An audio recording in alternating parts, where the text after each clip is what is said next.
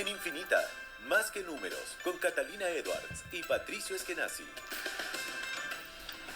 Bueno, ya estamos de vuelta en Más que Números, acá en Radio Infinita. Una cosa bien cortita respecto de el gobierno de Javier Milei en Argentina y una nueva medida que elimina subsidios energéticos a barrios bien acomodados en Buenos Aires y que va a tener un impacto bien significativo a cerca de 15.500 usuarios de energía, generando, eso sí, un ahorro para el gobierno de unos 2.6 millones de dólares. Así se van a empezar a recortar algunos subsidios para todos estos barrios de la región metropolitana de Buenos Aires y que afecta principalmente a la clase alta.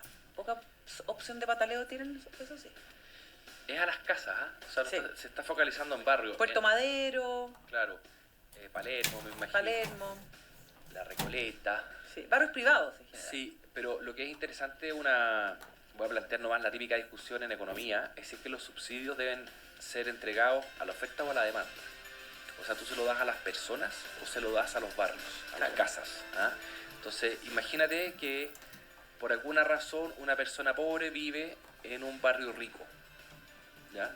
Y la persona pobre puede ser que tenga 85 años, jubilada, digamos, y que esa casa cuando la compró en el año 60 no era cara y el barrio subió de valor. ¿Tú le quieres quitar el subsidio a esa persona? Porque se lo estás quitando la casa, claro. En realidad. ¿Ah? Esas son típicas discusiones que ocurren en política pública, y acá hay corrientes ideológicas bien fuertemente marcadas entre quienes prefieren que esos subsidios incentiven la oferta o incentiven la demanda. En Chile se hace más a la demanda, o sea, independiente de dónde viva la gente, los subsidios se le dan a los RUTs.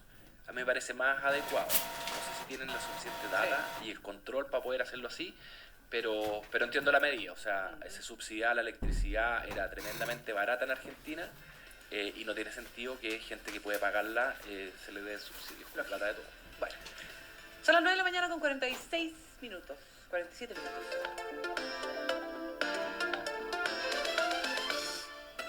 Queremos hablar, Cata, sobre una discusión o tensión que está ocurriendo entre algunas organizaciones tributarias de contadores y abogados tributarios con el Servicio de Impuestos Internos. Y para eso nos acompaña Rodrigo Rojas del Instituto Chileno de Derecho Tributario. ¿Cómo está, Rodrigo? Hola. Hola, ¿cómo están? Muy buenos días. ¿Qué tal? La rectificación mínima es que, como fuimos 5 las organizaciones que nos reunimos, yo estoy en representación de la Fundación de Estudios Sistémicos Tributarios, FESIL, Okay. Perfecto. que junto con el Instituto, el Colegio de Abogados, el Colegio de Contadores y la IFA Chile, tomamos la decisión de salir a cuestionar lo que nos preocupa severamente. ¿Qué están cuestionando, Rodrigo?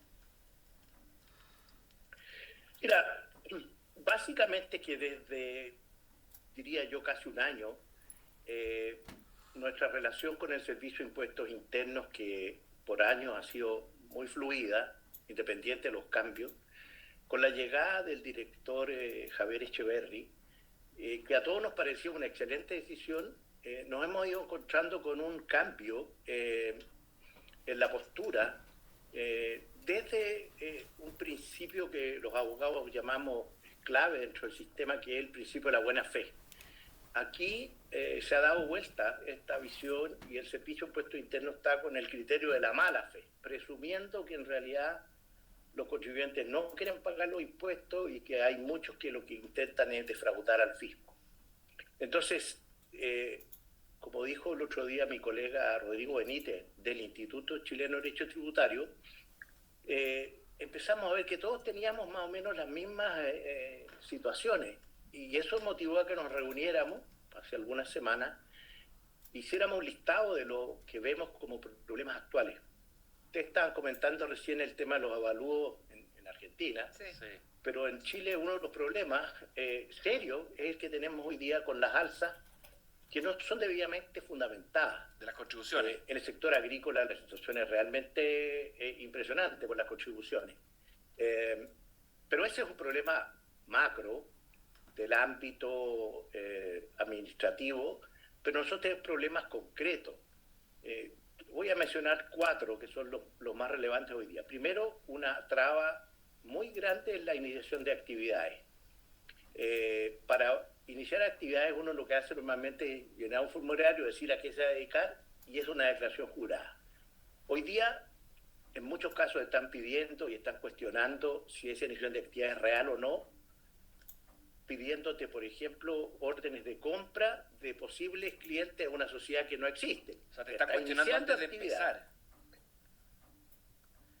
Claro, porque lo dijo el director en una reunión en que estuvimos presentes, que hay muchos que forman sociedades para emitir facturas falsas, cosa que puede ser efectivamente cierto, pero no vas a cuestionar al que quiere partir, sobre todo cuando lo que están pidiendo es que la gente se formalice. Si tú le estás poniendo trabas para que se formalice, bueno, en realidad es como contrasentido. Lo segundo y muy relevante es el tema de los bloqueos de claves de acceso a la página. Deben haber escuchado ustedes, no sé si lo comentaron, la Corte Suprema la semana pasada declaró ilegal un bloqueo porque el servicio lo que dice que hace es bloquearte la clave para que tú tengas que ir al servicio y ahí entonces te pidan, te fiscalicen, porque tienen observaciones que no son justificadas en muchos casos. Y bloquear la clave para las pymes, en particular en movilidad, porque las pymes llevan la contabilidad en la página web, emiten facturas a través de la página web. Entonces, si yo te bloqueo, no puedo operar. Y lo tercero, y esto es lo más grave, es que nos dimos cuenta que unas peticiones administrativas que tienen que ver con rectificaciones empezaron a ser rechazadas sistemáticamente. Y a todos nos llamó la atención porque antes uno decía, bueno, me equivoqué, quiero rectificar. Y bueno, en algunos casos se decía al lugar en parte. Y resulta que empezaron a rechazarse, en casos que uno dice, oye, pero si este es el error en manifiesto. Y nos enteramos que había un oficio reservado, y como nos reímos ya se filtró, dejó de ser reservado, y nos dimos cuenta que el subdirector jurídico impartió instrucciones a las direcciones regionales de todo Chile, de que había que apretar mucho la mano en estas solicitudes y los errores se corregían solo si habían sido del Servicio de Impuestos Internos. O sea, si el contribuyente se equivocó, lamentablemente va a tener que pagar. Ah, no, qué increíble. Pero igual eso después se puede objetar, se puede reclamar. Iniciamos entonces. Sí, pero es difícil. Pero es difícil, es lento, o sea, y uno igual tiene que pagar en el fondo. No, y requiere patrocinio de abogado, tiene que ser alguien que entienda, porque los temas complejos son financieros contables. Entonces, decidimos juntarnos y decirles, ¿saben qué más? Esto está siendo muy grave, afectando los derechos de los contribuyentes. Hay más situaciones, hay devoluciones que se tramitan y que no se acceden, peticiones administrativas que se cierran. Cuando uno abre hoy día una solicitud, que todo esto, hoy día la presencialidad también ha desaparecido.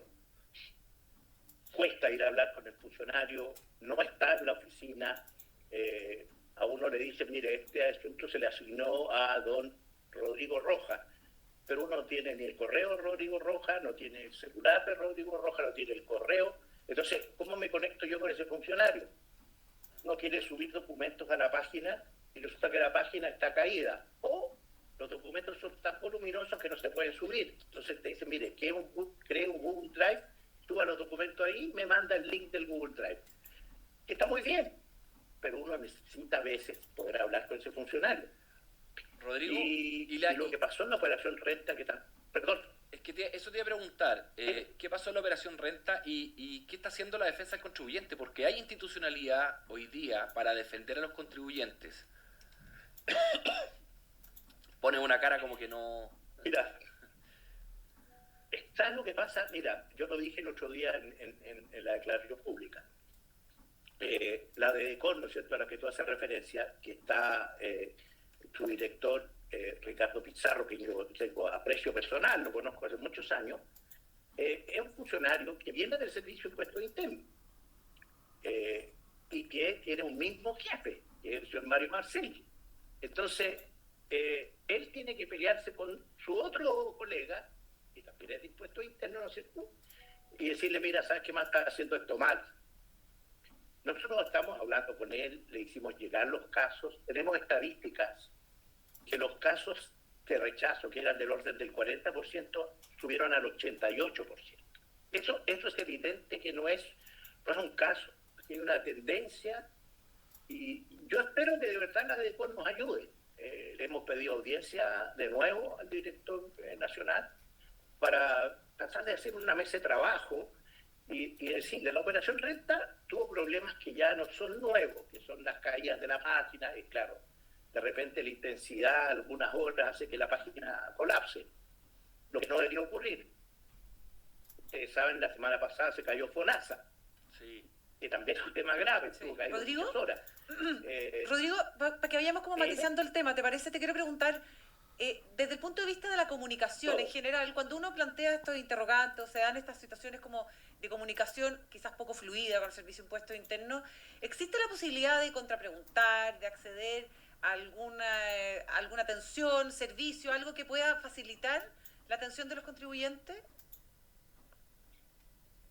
Mira, los canales no son tan expeditos. Aquí nos enteramos nosotros por las decisiones. ¿Y eso siempre ha sido fin de así? digamos, esta semana extraña, una caída de la página para declarar el IVA y prorrogaron el plazo hasta hoy día sin multa. O sea, es una realidad, pero nosotros tenemos, y entiéndanme, nosotros somos los que más actuamos con ellos y queremos ayudar a que esta cosa se supere. Entendemos que hay fraude y hay emisión de facturas falsas. Fiscalicemos a los informales. Pero las medidas, no sé si vieron ustedes que con esta norma que se aprobó de las 50 transferencias, toda la gente que recibía transferencia hoy día te dice págueme en efectivo. Y en cheque. La noticia salió esta semana también. Claro, o cheque o efectivo. ¿Por qué? Porque la gente no quiere formalizarse. Claro. Entonces son medidas que se vuelven a veces contraproducentes. ¿Qué pueden hacer ustedes, estas 5 instituciones, Rodrigo, contra el servicio? ¿Es solo diálogo o pueden interponer acciones legales?